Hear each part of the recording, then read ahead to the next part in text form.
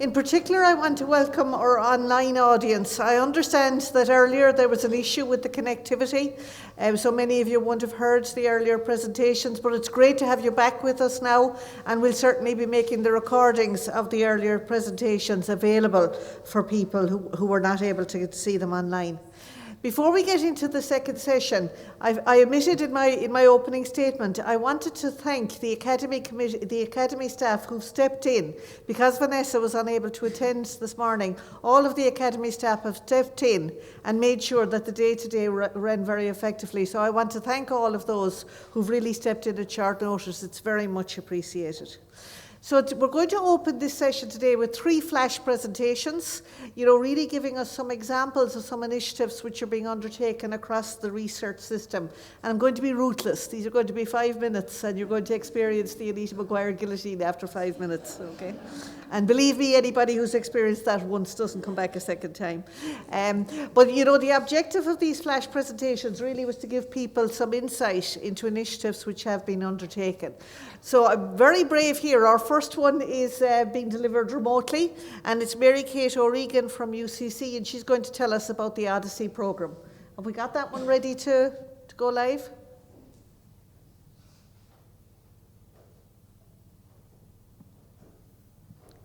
Are we ready with it, Gilly?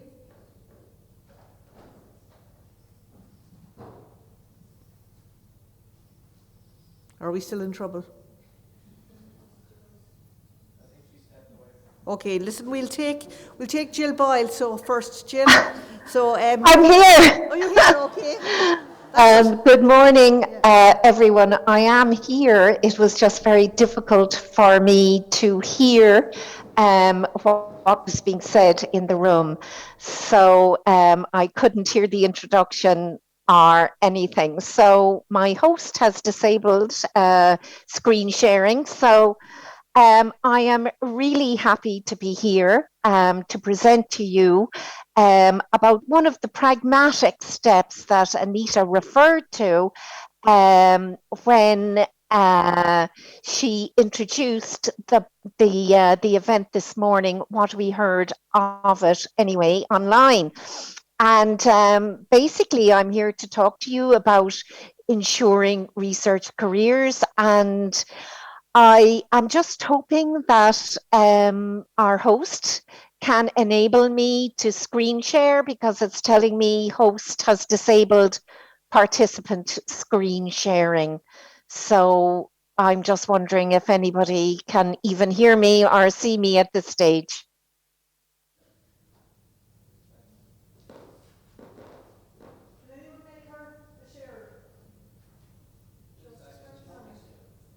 Thank you. You can hear me anyway, I hope, and see me. No, I still can't. But anyway, look, I realize I have only 5 minutes to speak to you. And basically, okay, here we go. I can now share, which is great. I hope you guys can see this. So today I'm going to talk to you about the UCC Odyssey program, okay? And it fits in very well with a pragmatic approach to an issue that is very difficult to resolve. And I suppose, what is the Odyssey program? Simply put, it helps final year PhD students and research staff in third level to prepare for the many diverse career choices ahead of them. And it is inclusive of all disciplines, from arts to sciences to medicine, you name it, business, the whole lot. And why? We all know, of course, that there are more and more PhDs, more and more postdocs, and at the same time, there are less and less and less professorial academic positions globally. This isn't an Irish issue, it's a global issue. But what's really important is the expectation of those who are entering the system. And that expectation is that 2/3, and that's 80% of those who currently work in North America or Europe still see academia as their preferred career destination. And what's interesting about this is that, yes, one of them will get the academic career, but what about the rest of them? And that is why I um, um, decided to introduce the Odyssey program, because I needed to think about the others who don't actually get an academic career. Because if you look at Eurostat, which I do regularly, the majority of research spending in the EU is happening beyond academia. So there's an awful lot of research going on outside of academia, and you can look at this at your leisure, but really the orange is beyond academia, the blue is within academia, and that is what is happening currently. So we introduced the Odyssey program in July of 2018. And it looks really simple there. They're all there, happy with their certificates, but it took me 2 years to develop that program.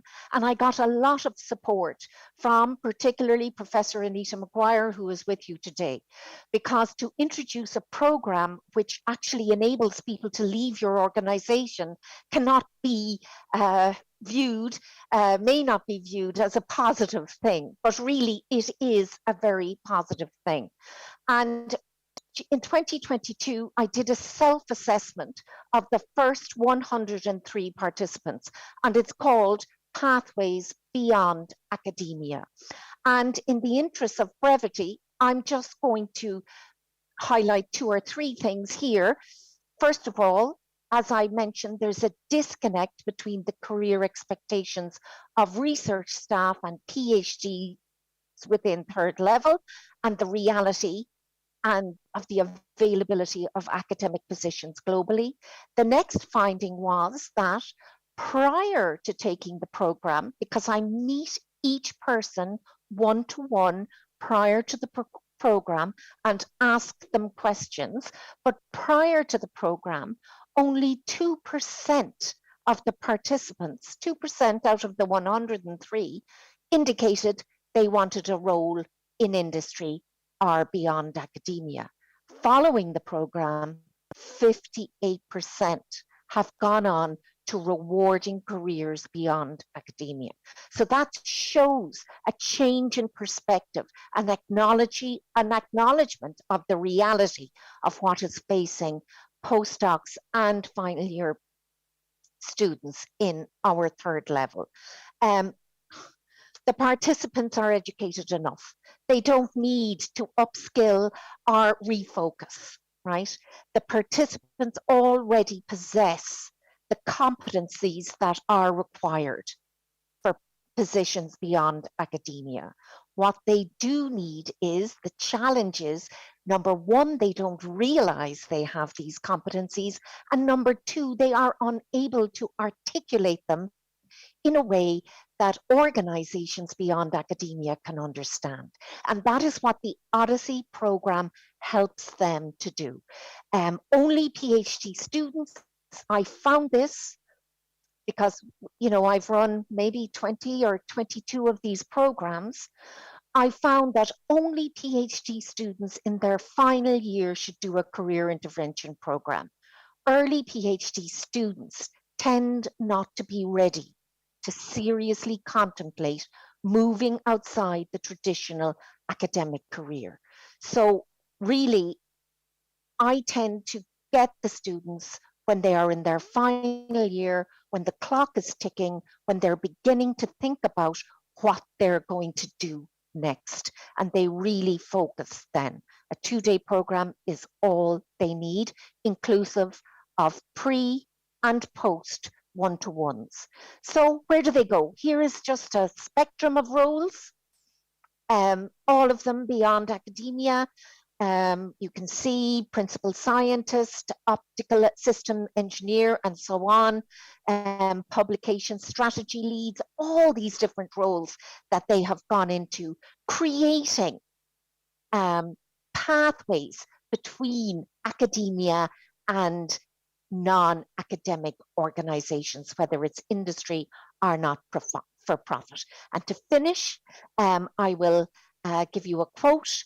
When I attended the Odyssey programme, I learned more about the skills that are important for a job in industry. I also realised that most of the skills that I already have are transferable and are of great interest to industry. So thank you. I hope I stayed within my 5 minutes. And basically, if you want to, you can Google the Odyssey programme, UCC, and you will see the whole report. It's called Pathways Beyond Academia. So thank you all very much, and I will stop sharing now. Thank you. Thank you very much, Mary. Great introduction, and you stuck to time. In the interest of time, we'll simply go through the presentations. We can have discussions later. Next, we have Jill Boyle from UCD, who's going to talk to us about the Research Culture Initiative.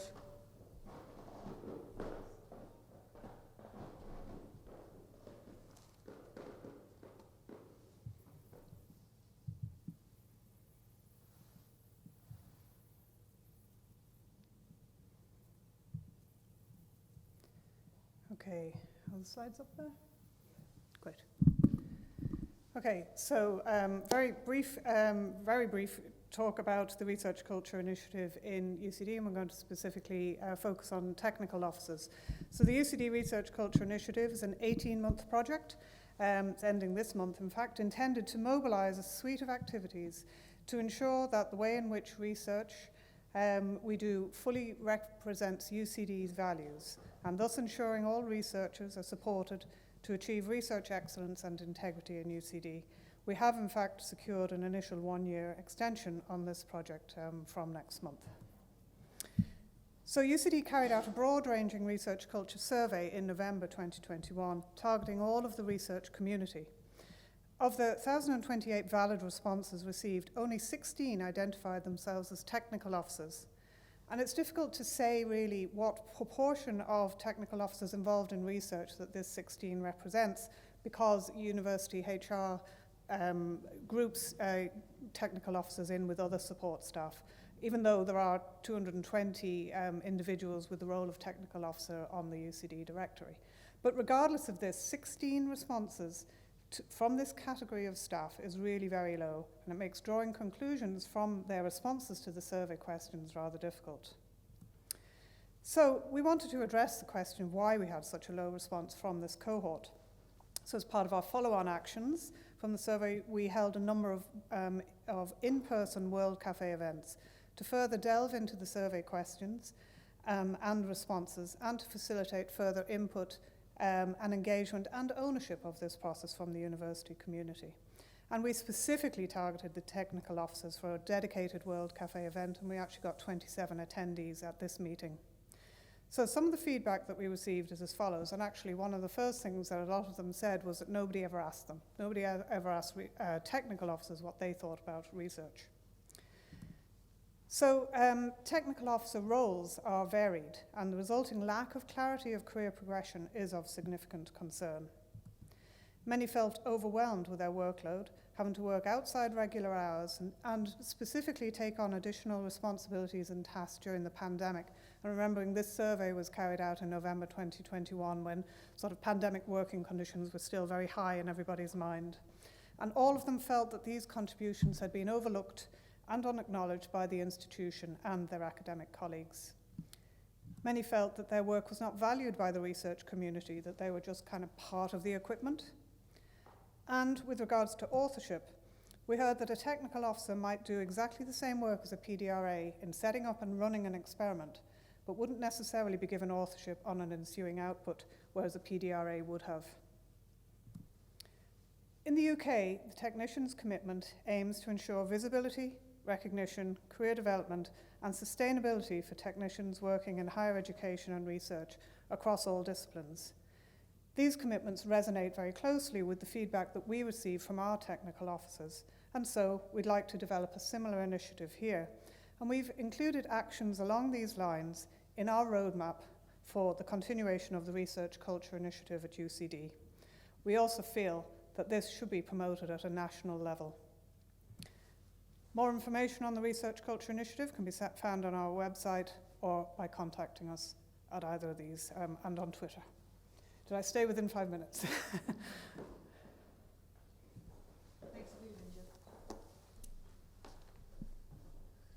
Thanks very much.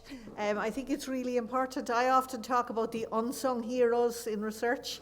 You know, the people who stand up in the front, you know, the senior PIs, often are in front of a team of people who really do all of the heavy lifting, and we don't always recognise that group. So it's great to see the focus on the technical officers. She'll keep it up. And our final flash presentation is Ross Woods, who's going to tell us about the second national review of gender equality in Irish higher education.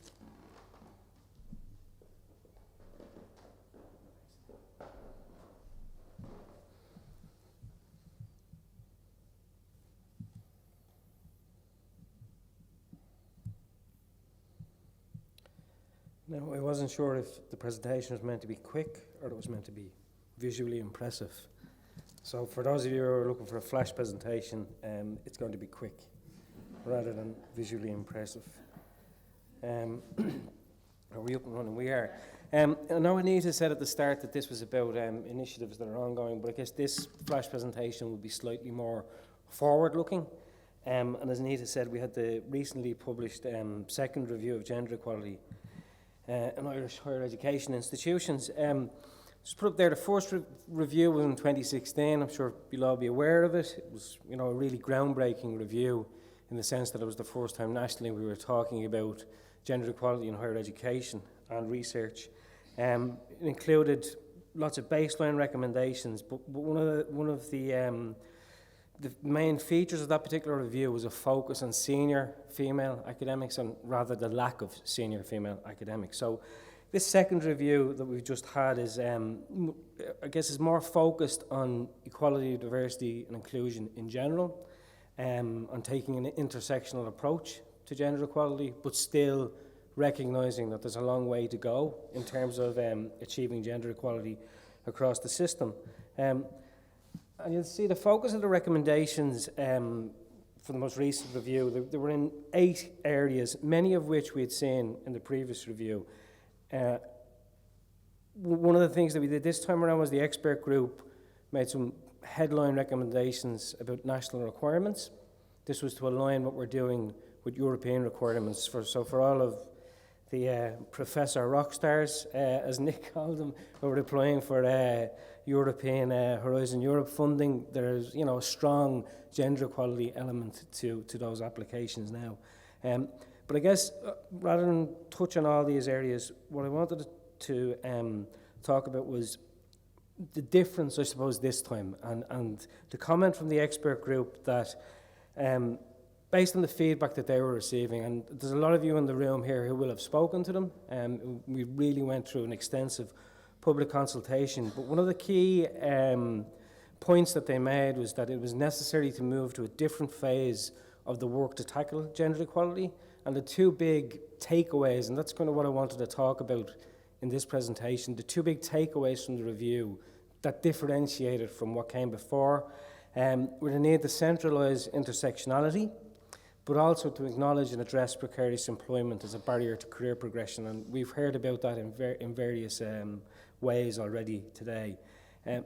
The other thing, and I hinted at it before, was that there's a key thread that the expert group saw running through this review, and that was the need to protect the staff pipeline and support all staff all the way through the career cycle.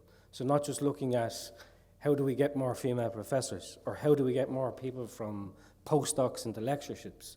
You know, we see a big pinch point from senior lecturer up to associate professor and from associate professor to full professor. So, you know, we need to really what I think is really important is this discussion about the career life cycle, and previously we've taken quite a targeted intervention approach, whereas we need to look at it all much more holistically. And this is something which came out strongly from the expert group. Now, we'll take a sideways step to Impact 2030, as you'll all know, which is the National Research and Innovation Strategy.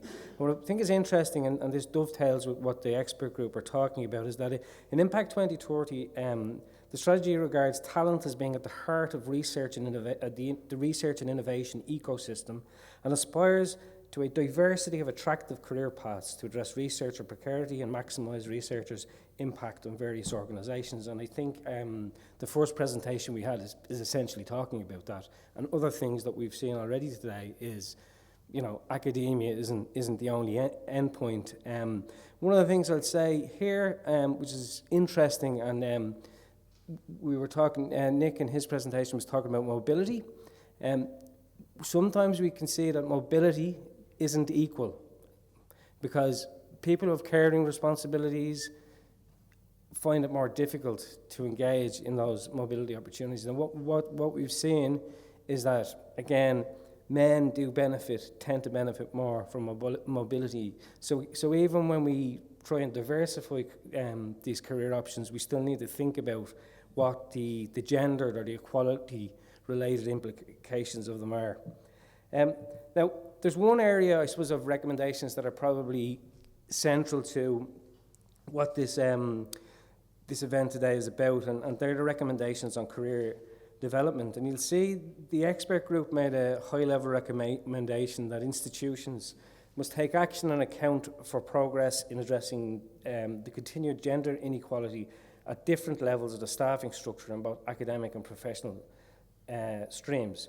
Measures to be addressed include job design, workload allocation, career progression, reward and recognition, performance management, and recruitment and promotion. And like that, there's a lot there. There's a lot to unpack. And this, I think, is something that I'd really like to highlight. You know, we're 6 years on from the first review, and we really need to think, we've come an awful long way. And I think a lot of credit is due to a lot of people for bringing us that far, but there's still a lot more work to be done. Below the level of recommendation, we have indicators. The indicators relating to this recommendation, which I think are most important for the progression of careers. And I know we're talking about research careers here, but I think the comments about the technician commitment are important too, because a lot of the time in higher education, we're focused on academic progression, and our institutions are made up of a lot more people who contribute to research than just academics. And I think that's important. And the professional management and support staff have often been left behind in those conversations. So the indicators around flexible working being a model that should be adopted across everywhere. One of the things that we've seen is workload allocation models. The expert group in their analysis basically said from the first review there was a flawed assumption that workload allocation models existed. They don't. So it's still a lot of work to be done there. One of the other issues that we've seen, we've talked about caring responsibilities, impact of leave, be it maternity leave, carers leave, whatever it is. COVID has brought this much more into focus, and there's a need to have mechanisms in place to address these issues. And again, another focus of the indicators is on those with caring responsibilities, and it's really important that this is where we're seeing people being, you know, vulnerable to coming to that midpoint or having a, you know, not going all the way in the research career in Nick's kind of mapping out of where the wall was for some people. So what do we do to protect research careers, or why do we even need to protect research careers? And I think what was really important, and this isn't just the expert group that the HEA appointed saying this, what was really interesting was in terms of the feedback that we got from stakeholders, there are real concerns, and this came through in an awful lot of the consultations, be they consultation meetings or written submissions, that there was a two-tier system of permanent promotable versus precarious exploited HE staff. And the feeling was that this situation disproportionately affected and damaged the careers of primarily women and staff from minority ethnic backgrounds. So that's just the context. So it's not, this is the feeling that's out there, and I think this is a moment that we can kind of step back, think about what needs to be done, but really the conversation about inclusive research careers needs to be a coming together of research offices and of EDI functions. I think that there's EDIs sitting here, research is sitting there. Research, we know, rankings, etc., etc. It's about getting money in the door, but we do need to find a way to join those two functions across our institutions. And finally, I'll finish with what the comment that the expert group made. So obviously this is forward-looking. There's a lot of recommendations. There's a lot to digest for our institutions and to look at how they may, progress the indicators that the expert group have identified. But they did identify two impactful positive action initiatives that they felt could be implemented immediately and at no cost. And one is the introduction of the flexible cascade model. This is something that we've talked about in 2016. The 2018 Gender Action Plan talked about that as well, introducing it. What we've seen is a patchy introduction of it. The flexible cascade model basically requires the proportion of women and men promoted or recruited to be based on the proportion of each gender at the level below. And in this way, we can see if there's a lower cohort of a gender, as say a associate prof compared to senior lecturer, and work towards addressing those issues. So that's something that it's really felt could be introduced. At the moment, it's used more of a monitoring tool rather than an intervention. So we kind of need to flip that around. And the other thing that's quite easy to do is the recognition of career gaps. As it says here, they may have skewed impacts by gender, but I think the recognition of career gaps can affect anyone regardless of gender, ethnic background and so on. So it's important to be able to bring that in to any discussions we're having around research assessment and so on. And I think it's interesting. It's something that we haven't actually talked about much is this. We've talked about narrative CVs, but a lot of people have to narrate why there's something missing. And it's not necessarily due to any lack of excellence, shall we say. And that's it.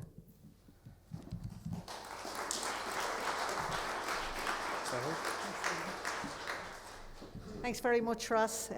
5 minutes is actually very hard to manage, so I suggest we'll move on straight to the panel, and if people have questions for the flash presentations, we might do them afterwards informally.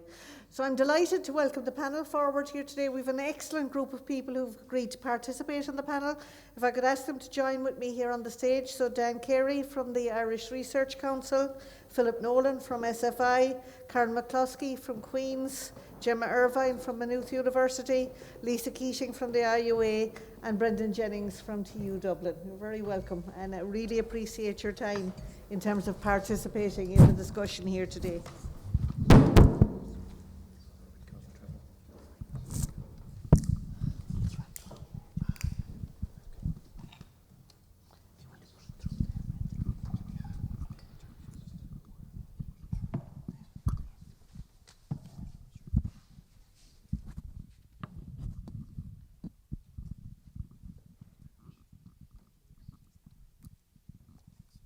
We'll get the technology to work, all right.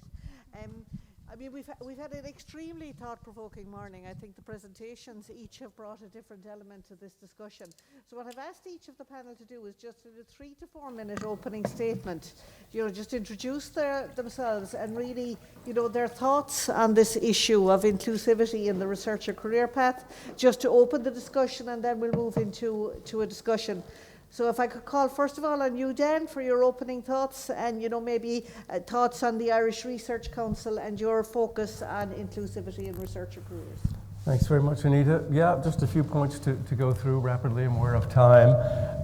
The Irish Research Council established a gender strategy and action plan in 2013, and that was reviewed last year independently by Ortis. So the results of that were actually quite positive, although there are inevitably challenges that we still need to confront.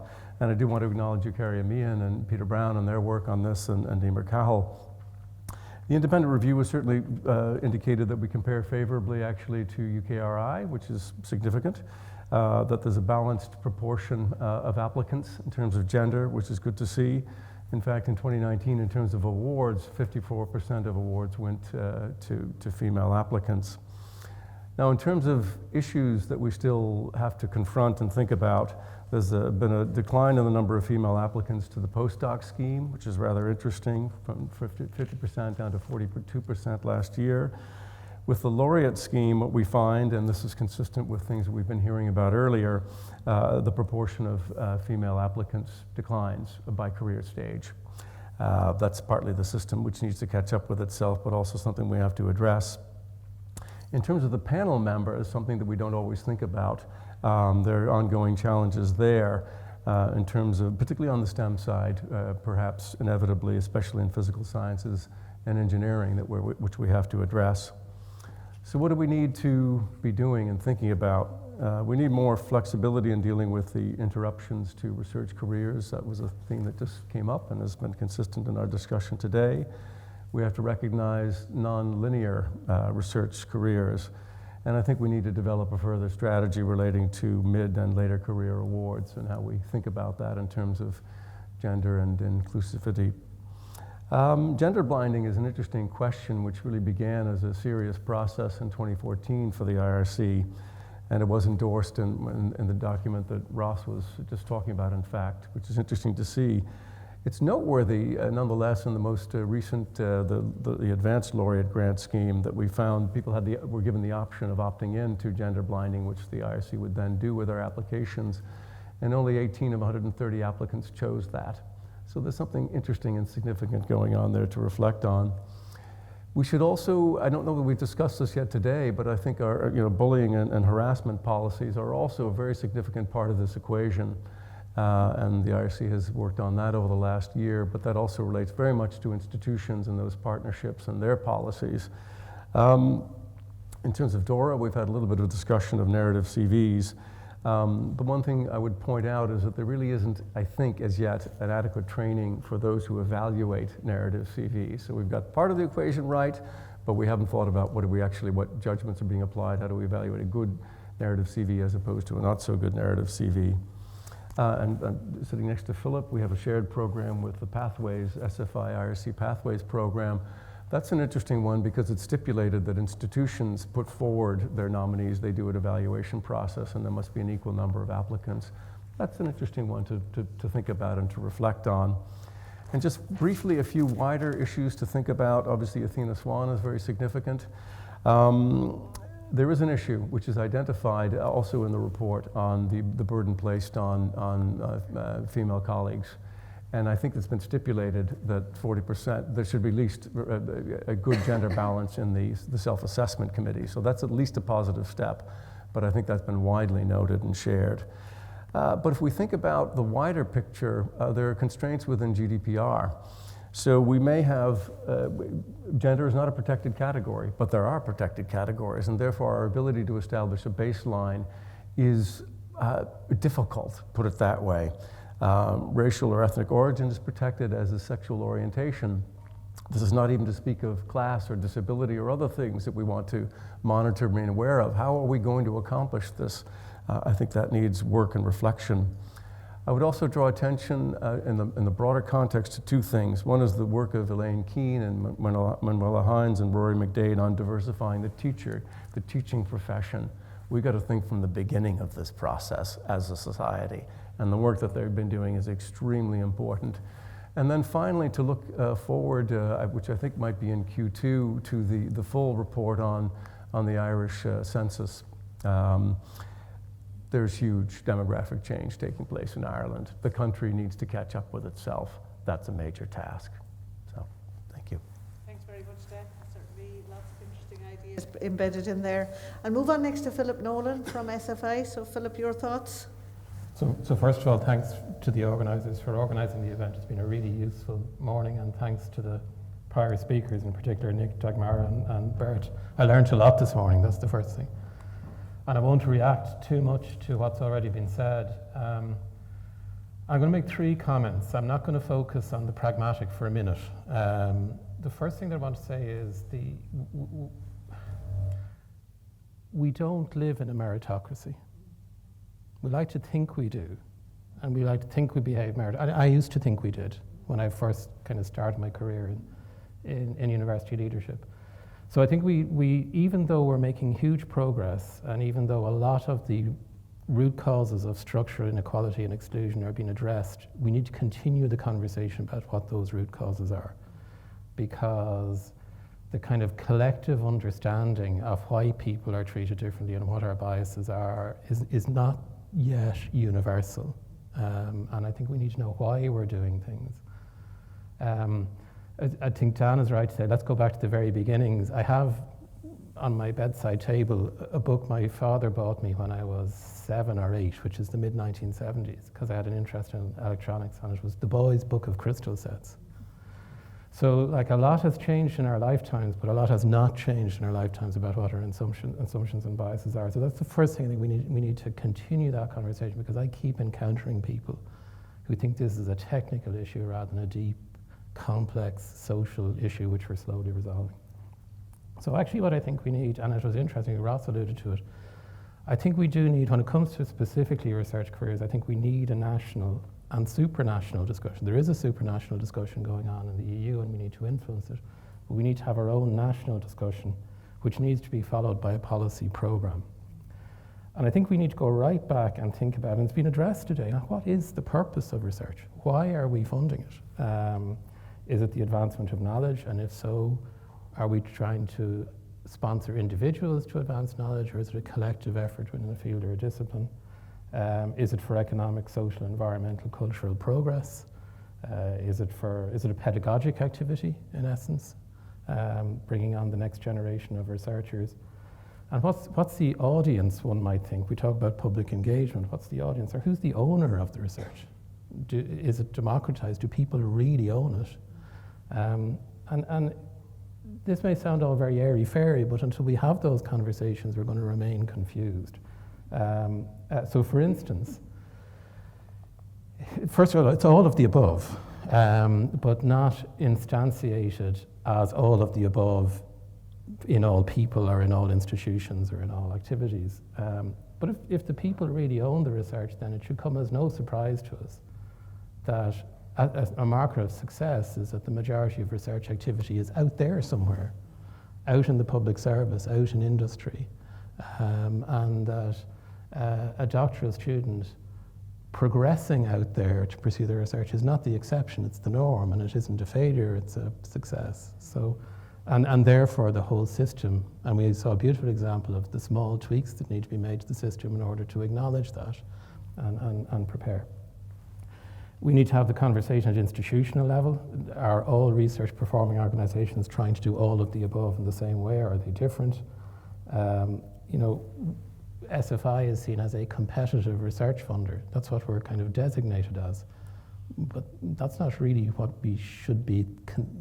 That's essentially kind of a neoliberal approach to how do we allocate the money appropriately. We run everybody off against everybody else. So I think we need to think about how institutions, and I don't simply mean institutions as HEIs, I mean institutions as states such as ourselves, and not just the competitive research funders, but how much funding we have to fund the system with depends upon the posture of the Departments of Finance and Public Expenditure and Reform towards what we're doing and their understanding of what we're doing. And it's only at that point that I guess that conversation will allow us to address what are our implicit assumptions. And I want to come back to something that Dan Bradley raised earlier. In a way, I like he, grew up with the system of publication. And it meant a huge amount to us. And it is the primary mode of scholarly communication, no doubt about it. But it's not the same system of publication that I grew up with. I was used to having 2 or 3 journals that were really good in my tiny field, and my objective was to publish once or twice a year in them. And they were owned by the system, by the peers. They weren't a kind of massive international. So I think we have to acknowledge how much has changed. And I was very taken by Bart's comment about regaining ownership of some of these things is going to be vital. So this is a very long game. So it's only then that I can come to the process of evaluation. And why are we evaluating? Is it a developmental process? If so, who is it aimed at? The individual, the institution, the country? Is it a performance management issue? And if so, because I was taken again by Bart's, I was an institutional leader for 17 years. It is a core business. But I don't think I asked myself often of why. Why are we evaluating this research? To what purpose? And what's the explicit model then of performance management? And it's that then I think we get onto the how, because, and there I think, how are we going to evaluate research? And that's where I think we need the conversation needs to be followed by a policy program. And I was very taken by the moving goalpost thing, as when we try to improve, oh, hold on a minute, what are the rules of the game now?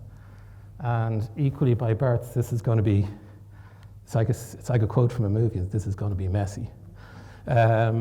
So the sense that I get actually is, it's a bit like we were playing, so much has changed over the last 2 or 3 decades, it's a bit like we're playing a sport in a fog. And the fog is lifted because of the scrutiny, and you're going, who decided that their goalposts were there and that you got 1 point if you kicked it over the bar and 3 points under? And who decided the people close to the goals were the important people and the people in the backs were less important? So we're going to have to move the goalposts. But I think the only undertaking, can we move them as systematically and well signalled and non-randomly as possible? And then the final thing I was taken, again, very much by Nick's presentation. If we look at the global research effort, how much of that effort is self-reflective? How much scholarship of the research process are we doing? And how much attention are we paying to it? So we research everything else. And we're looking for the origins of the universe and the cure for cancer. But how much effort do we put into this huge social process with billions of euro invested in it, of citizens' money, about how can we progressively improve it? And then just to finish, of course then, and I don't think we should wait to have a long conversation before getting on with specific strategic and programmatic initiatives like Dan has mentioned, so I won't repeat them. But 2 big things that I'd be concerned about. One is our funding instrument design. Are our funding instruments fit for purpose for a diversity of life arcs, not just career arcs, different roles within the system? We're funding a lot of people that are essentially in scientific officer or technical officer roles with no clear plan for where that's going to go in 15 or 20 years' time. And different contexts within which people operate. But I do think we need a specific focus. It's critical that we focus specifically now on the doctoral and postdoctoral experience. There shouldn't be barriers in that space. And also mid-career. I think they're the 2 big areas that require early attention. And then the other big space that I think we should move in quickly is the concept of research-led research policy, as opposed to we'll copy what some other country did, or what do we think in our gut might be the best thing to do, but what does the data tell us is the right thing to do? Sorry, that's probably too long, but kind of keep up the dialogue on why we are where we are and the root causes of it. I think we really need a national conversation about why we're doing this at all, and clarify the objective will mean the programmatic interventions, which are underway, are more likely to be successful. Thanks very much, Philip. I think plenty of food for thought in those ideas.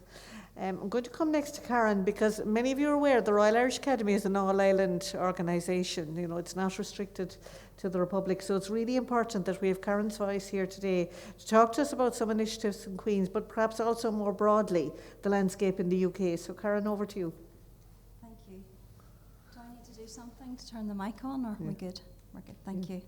Well, thank you for the very warm welcome to come and to visit everyone in Dublin. We're only an hour and a half up the road, and it's always great to come down the road as we see it, and to spend time with colleagues in the institutions in the Republic of Ireland. In Queen's Belfast, we say that people are at the heart of everything we do.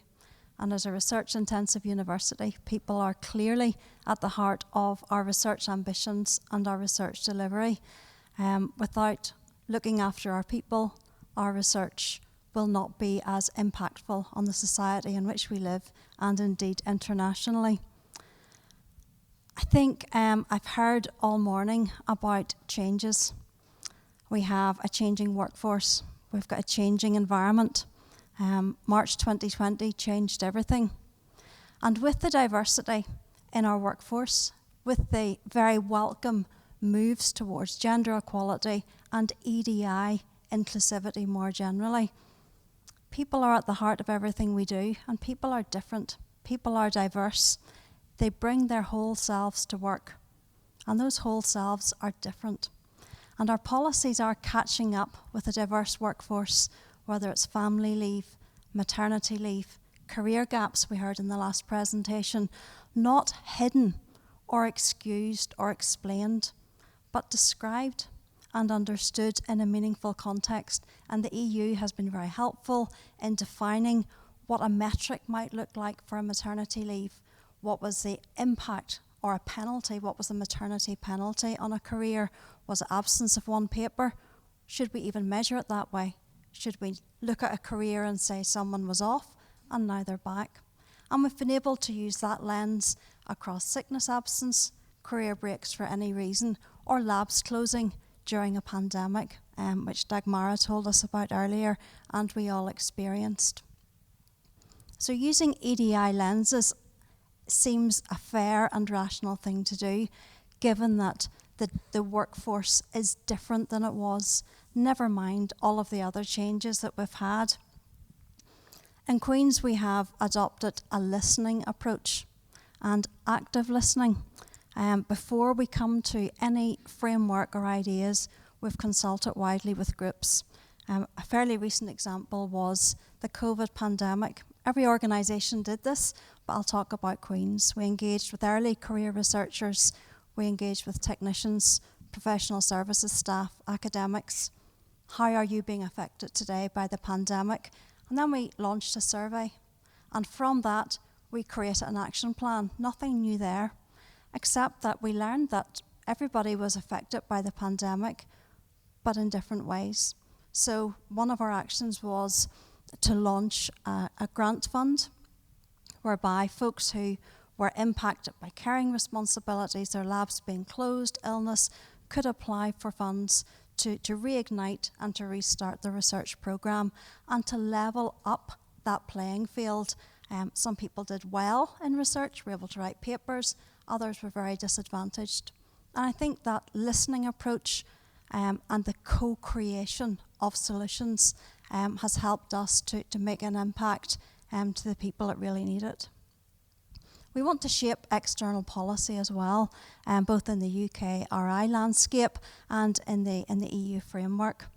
We've contributed to the Research Culture Action Plan and the initiatives led by the Wellcome Trust, and no doubt many of you in this room have as well. Precarious contracts, how many times have we heard that this morning?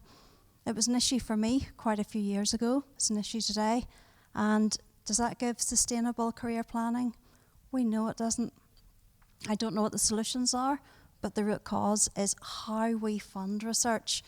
There are reasons we do it that way, but we do need to mitigate the loss that we have of talent.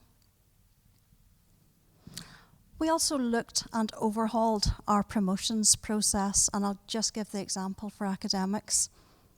What do we measure? We heard a lot from Bert about metrics. The things we measure are the things we value, but what about those non-promotable tasks? Someone talked about the chauffeur earlier. The chauffeur did a great job, I'm sure, with transporting someone around for the pandemic response. But what do we value? What do we measure? And now we've got a holistic approach to a narrative CV. It does take longer, and we do need to train our panels where people explain, this is what I do. Is academic housework important? If I don't do it, who does it for me? Are they being recognised? And does our framework allow us to do that? So in the overhaul of our progression process, we now take these things into account. And finally, we've opened a postdoctoral development centre, and this was pioneered by an academic and is now led by a former postdoc, focusing on being a great postdoc now, deciding what's next, and supporting people for a career in academia, if they want that, and careers outside academia, because they are not less than the perceived norm of a university. I suppose a final comment is about contributions. Be aware of the contributions of others And a question to ourselves is, how many people did we nominate in the last 12 months for a prize? How many careers did we support? And I think that the supportive environment, recognising difference and rewarding all contributions will take us further forward. I'll pass over now. Very much, Karen. Certainly a lot of very valuable ideas there, and it's great to hear initiatives underway in Queen's. Gemma, can I pass over to you? Yep. You want to come to the... Yeah. And I'm just realising that the panel won't be able to see these slides, but I had a couple of slides that I thought I'd just share with you as I'm talking. So thank you very much, Anita. Absolutely delighted to be invited to participate in today. My name is Dr. Gemma Irvine. My pronouns are she and her, and I'm Maynooth University's Vice President for Equality and Diversity. I'm a migrant woman from New Zealand, where I did my PhD in neuroscience before coming to Ireland as a researcher almost 20 years ago. Organisational change, cultural change, this is what is interesting to me and the drivers behind that. So moving from a postdoc researcher in Trinity to the head of policy in the Higher Education Authority, and then gamekeeper turned poacher back into Maynooth University in my current role, I've had a research journey where I've been looking at diversity and who's with me, who's around me. And as I progressed through that system, what I've realised is I've had a lot of privilege. So this is the privilege. I will. Yeah. This is the wheel of power or privilege. And what it is lots of segments with different headings that I'll say. But when you say privilege, people think of rich versus everybody else. But I don't mean that. What I mean is the definition of privilege is a special right, an advantage, or immunity granted or available only to a particular person or group. So many of the characteristics that we have or were born with can mean that our path through life is just a little bit smoother than other people's who don't have these characteristics. And Philip mentioned, why are people treated differently? So in the current system, for example, historically people appoint people like themselves, cookie cutter approach. So I've benefited from some of those privileges. So there's skin colour, I have white privilege. There's ability, I'm able-bodied. Sexuality, I have straight privilege. Language, I have English privilege. And even though I don't have the male privilege from a gender point of view, I have the social and cultural capital to navigate the system, even if it's difficult. So while it might be easy to think that I've come through this system on my own merits because of how hard I worked, and that others who haven't made it through gave up, or they didn't want it enough, or they weren't ambitious enough. The reality is that I found a door through, but that doesn't mean that there still isn't an invisible wall there of barriers that other people are experiencing. You hear people say, I was lucky. I was lucky that I was put forward for opportunities. People sponsored me. They believed in me before I even believed in myself. And I need to pay that back now. And that's where the HEA is recommending people sponsor other people. And this is often informal. It isn't, women are over-mentored and under-sponsored.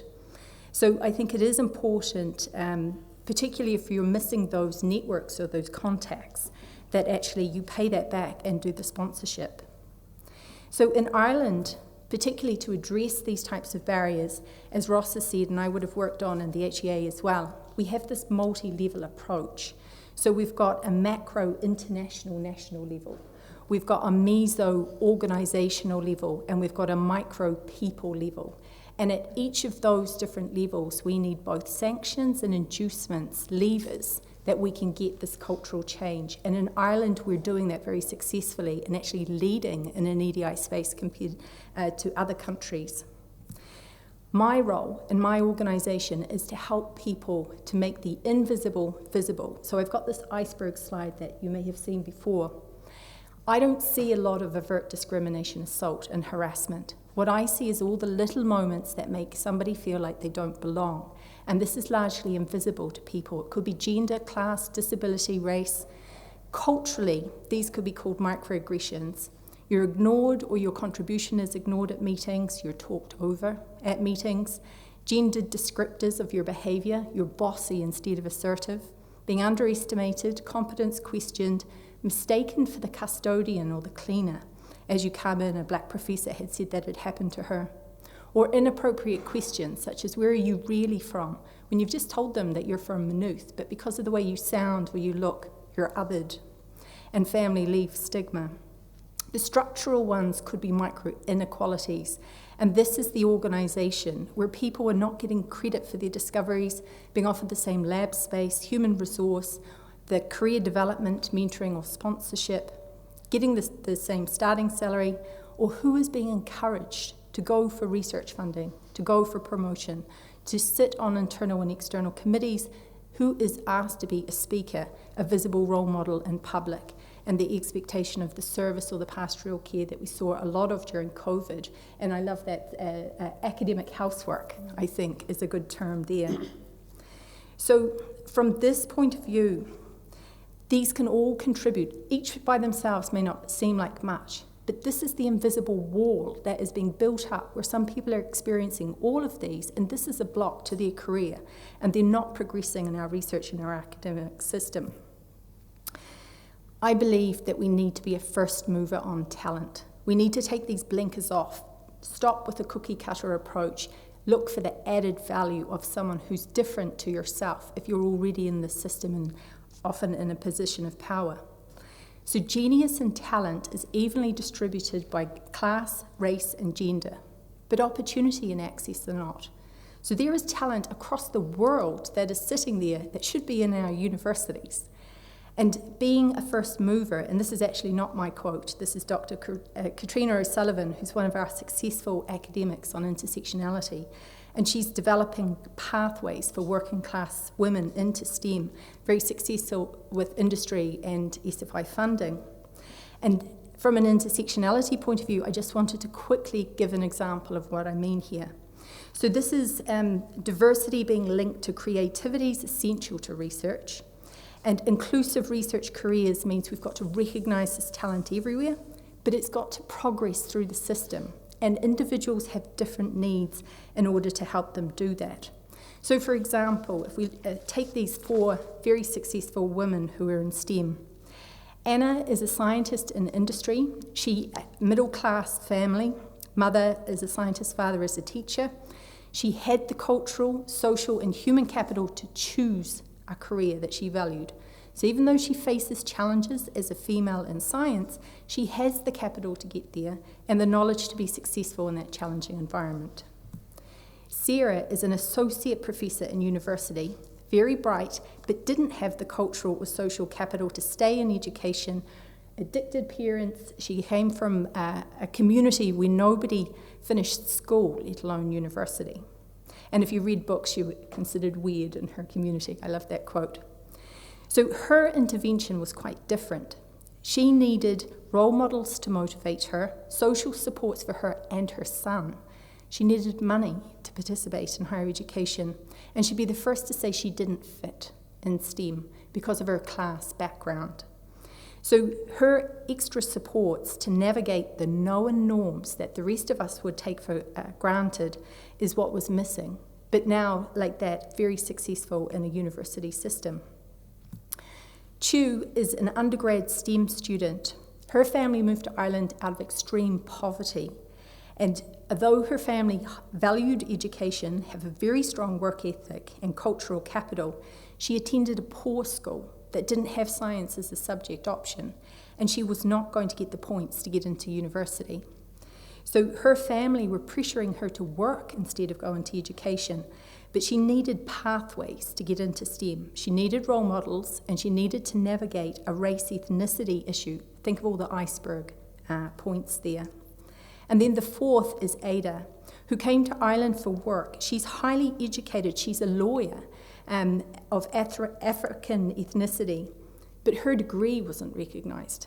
So she had to throw that all out and start from scratch in Ireland. And she, starting all over, she has the social and cultural capital, but she is missing the networks and the ability to be connected. And we all know in Ireland that is essential. So this is just to give you an example of We can build a system, we can have the different funding options available, but the supports that are needed to actually ensure that it is inclusive is quite different. So I'll stop there.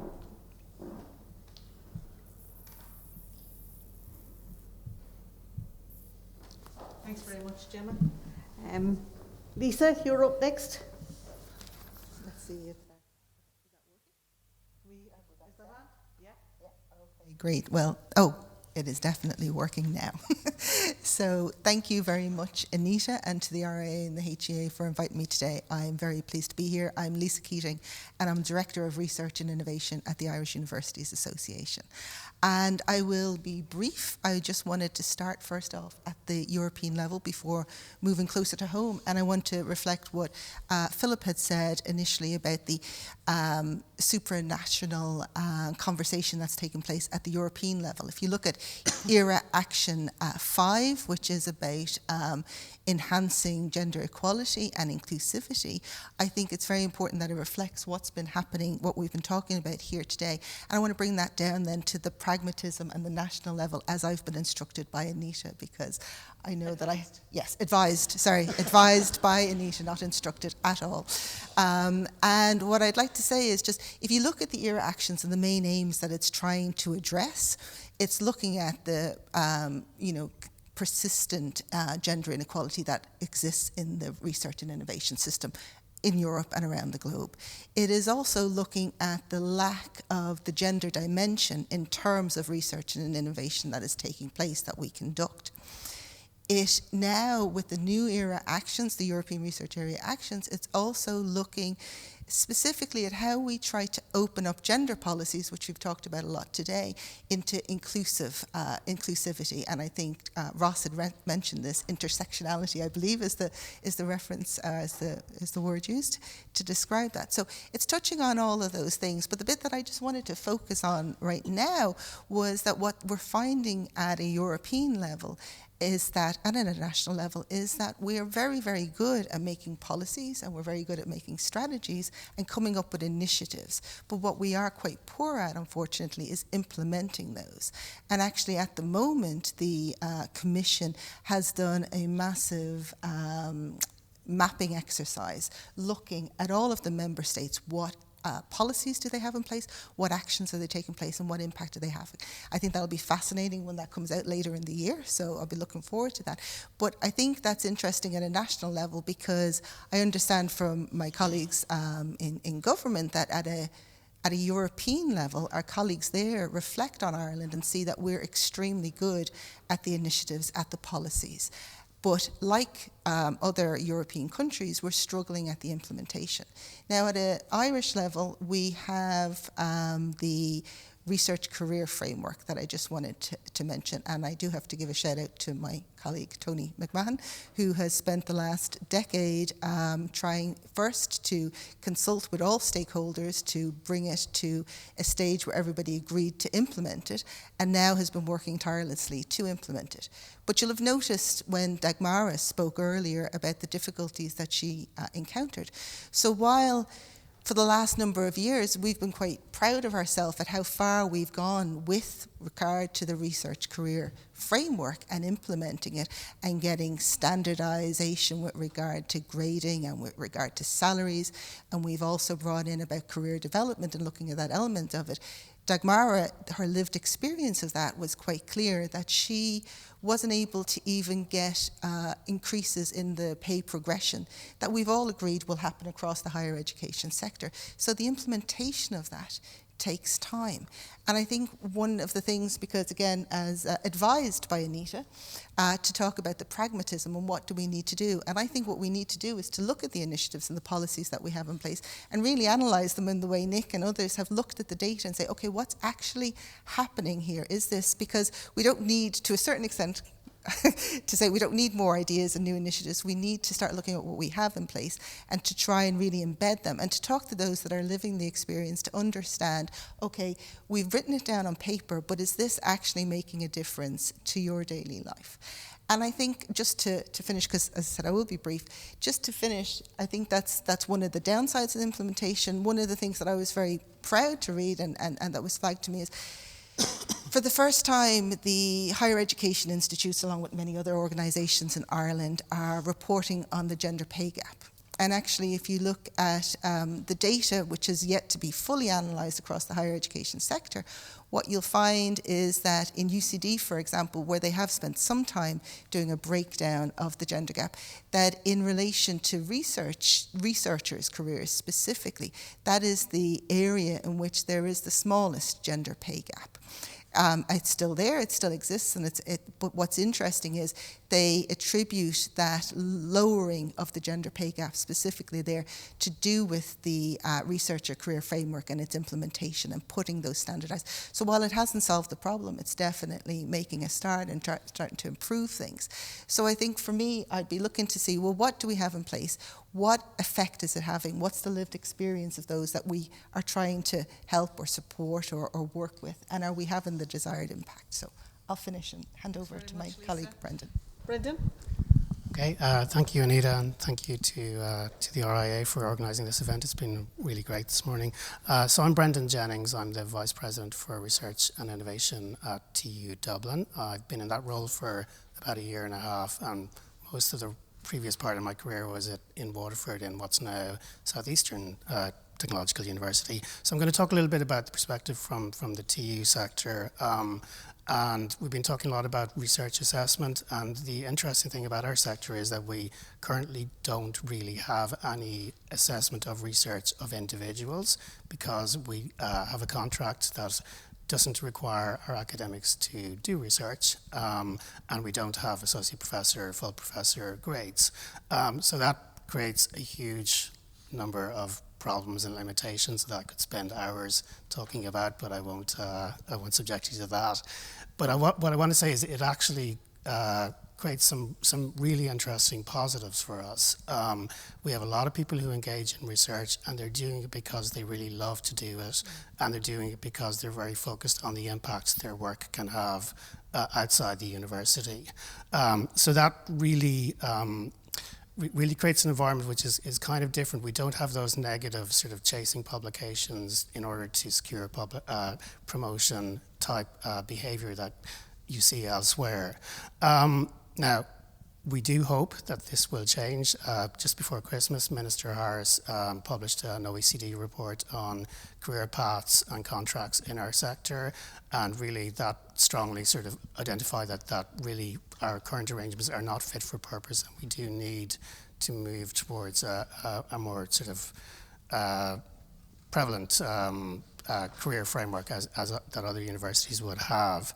And I suppose our challenge is then, well, how do we do that? And particularly, how do we assess research performance without losing the benefits we already have, without losing that enthusiasm and that reason to that our people do research?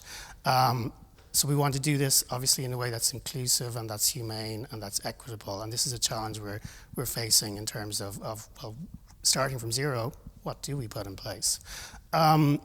So we're lucky, I think, in TU Dublin, our research community is very supportive and active in terms of open research. A really large percentage of our research output is published through our institutional repository. And when you browse that repository, you see that there's a really substantial amount of output that is not traditional scholarly publication.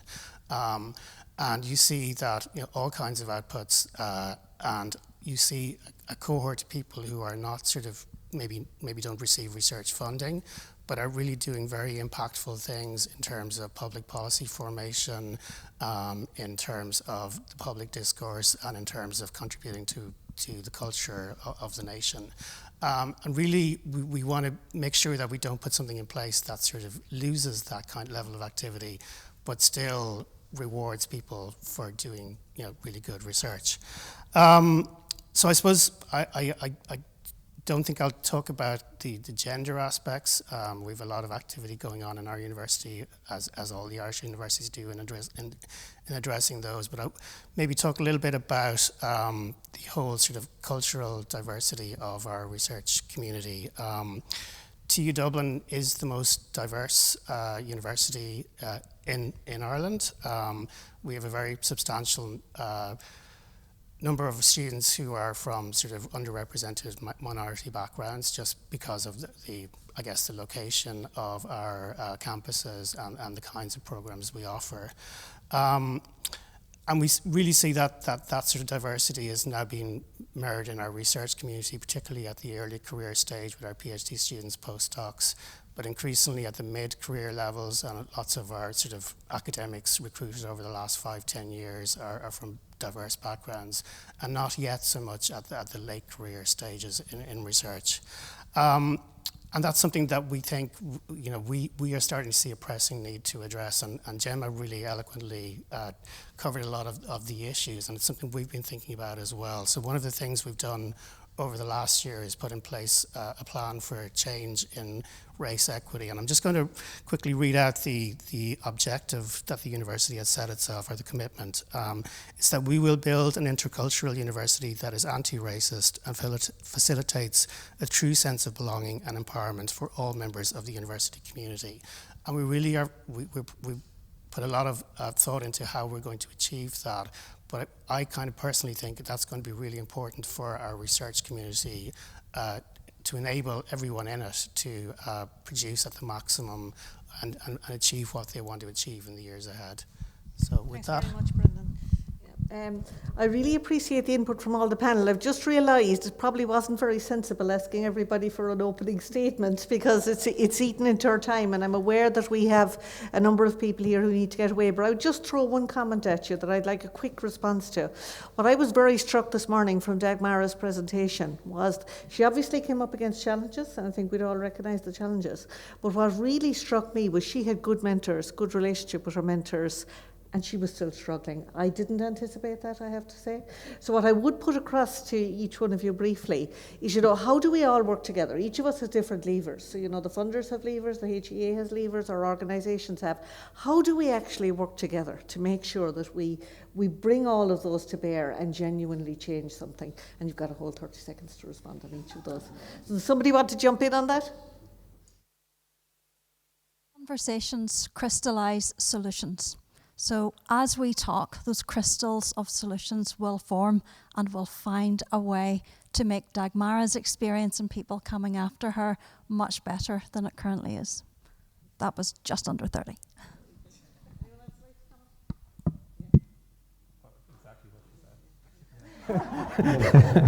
It's enough. There is a funders forum, but I think it's pretty clear that it needs to be expanded, and I think there's different avenues to really complement essentially the points that you're making.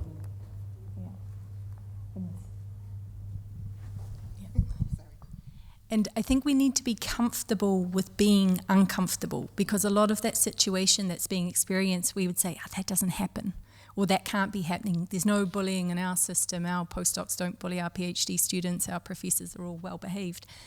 It's uncomfortable, but our system needs, as Philip said, a conversation about how it can be improved. We just need to draw a line under it. And if we're comfortable with the fact that it is uncomfortable, knowing that this is the way it is, we can move on from that and crystallise solutions. That's an important point, yeah. I guess it's me then.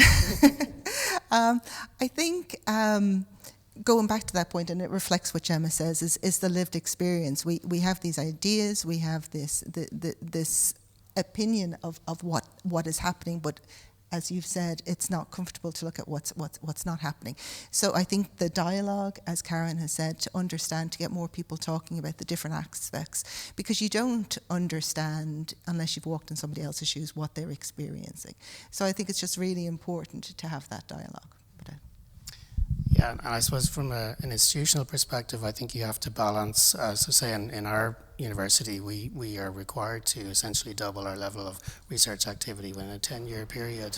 But I think you have to bear in mind the cost of doing that with current funding levels, et cetera, I don't think we can do that without really damaging our research community. So for me, what's the priority is to make sure that the experience of our researchers is really positive, that they are funded properly, that they can live in a way that Dagmara wasn't able to. And if that means that we don't hit our targets, I'm comfortable with that. And I think that's something that we, as a country, we need to really think about and recognise. I I'd love to keep this conversation going, but I know that there are people under pressure to get away, so unfortunately I have to draw it to a close. But I want to thank each one of you for participating. I think you've each brought a different perspective and a richness in terms of your contributions that we really appreciate and very much appreciate your time and energy. And I also want to thank the speakers earlier today. I think it's been a really thought-provoking morning. I'm with Philip. I've learned a lot this morning and I've a lot to take away. So we really appreciate everybody's time, and thanks once again to my organising committee for it. So thanks very much to the panel.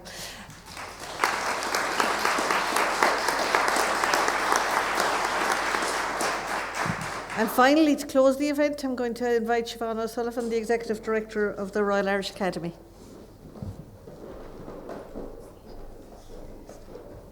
Thank you very much, Anita, and I'll be brief in my comments because I know you all want to get away at this stage. Just want to reiterate Anita's sentiments about what a really interesting and wonderful morning it's been. I think that there have been some really interesting contributions in terms of that we know what the problem is, but the question is, how do we meaningfully address this challenge and the whole implementation part? That's actually, we're very good at all the rest, as Lisa said, but what we really need to do is now about the implementation. I think it's interesting when we talked about, so what exactly are we talking about when we talk about diversity? And we've heard a lot about gender this morning, and that's absolutely crucial, but it goes well, as Anita said, well beyond gender issues. And I think that it's been really interesting because many of the speakers have touched upon that actually when we're talking about diversity, we're talking about individuals, we're talking about teams, we're talking about metrics for evaluation, and we're also talking about research careers, what kind of research careers. So it's really a very broad, and I think that's been a wonderful aspect of this morning, that in such a short amount of time we've managed to cover those topics. I suppose what's really interesting is in terms of as Nick talked about, the role of metrics for evaluation, and that comes up not just within the EDI agenda, but in many conferences in higher education, we've kind of talked about that, and whether they're actually a tool for driving diversity or not, and how we need to address that. And I suppose that then kind of leads on to the sort of things that Bert was talking about, that actually there are some easy things we can do in terms of just making decisions. So we talk about, Philip's talked about the huge investment in R&D and innovation, etc. But then we pay our research, our postdocs, not a living wage. So there are certain issues there that are actually, there are certain structural issues that are difficult, but there are decisions that we can also make. And then about acknowledging, I suppose, and I thought that was so nice, acknowledging the context in which contributions are made. So not alone that there are many different ways to contribute. And I think maybe we have not been as creative or as innovative as we could be in terms of the kind of contributions and then the context in which those contributions are made. And finally, then, the kind of things about looking at diversity in research careers. I was a little bit depressed. I made a similar decision to Dagmara 25 years ago, and for exactly the same reasons. That's, and I was told when I left, my PhD supervisor said to me that he was horrified that he'd made such an investment, and that in fact, that I had disappointed him because of the choices I had made. So it's interesting that we see careers outside of academia in that way, and you were left with this sinking sense of failure, which is ridiculous, of course.